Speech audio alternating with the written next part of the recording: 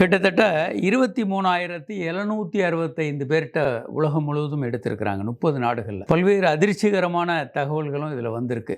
Love life satisfaction, காதல் வாழ்க்கை 2025 அப்படின்ற இந்த சர்வேல மிகப்பெரிய சர்வே 23,000 பேருக்கு மேலே எடுத்திருக்கிறாங்க.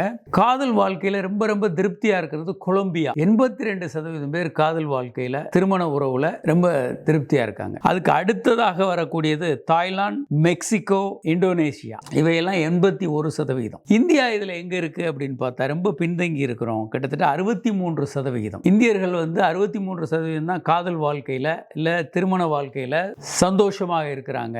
அப்போ எதனால இந்தியர்கள்ட்ட சந்தோஷம் இல்லைன்றதையும் அவங்க ஆய்வு பண்ணியிருக்காங்க. ஒன்று குடும்பங்கள் கூட்டு குடும்பம் நிறைய இருக்கு. அப்போ அவங்களுக்கு காதல் நெருக்கமாக இருக்கிறதுக்கான வாய்ப்புகள் குறைவா இருக்கு. வேலை நேரம் ரொம்ப அதிகமா இருக்கு. மன அழுத்தம், வேலை பளுவோட இருக்கிறாங்க. பிரச்சனைகள், வீட்டு பிரச்சனைகள், அந்த மாதிரி கன்சர்வேட்டிவா இருக்காங்க. இப்போ வெளிநாடுகள் எல்லாம் குழந்தைகளும் பெற்றோரும் வீட்டில் இருந்தா கூட வேற வேற ரூம்ல தூங்கிட்டு இருப்பாங்க. கணவன் மனைவிக்கு ஒரு நெருக்கம் இருக்கும். இந்திய வீடுகளில் ஒரே ரூம்ல எல்லாரும் படுக்கிறது, அந்த மாதிரியான சூழலும் இருக்கு அப்படின்னு இந்த ஆய்வுகள்ல வருது. அதனால இந்த காதல் பண்ணக்கூடிய அளவும் கம்மியா இருக்கு, திருப்தியும் குறைவாக இருக்கு அப்படின்னு ஆய்வுகள்ல வருது.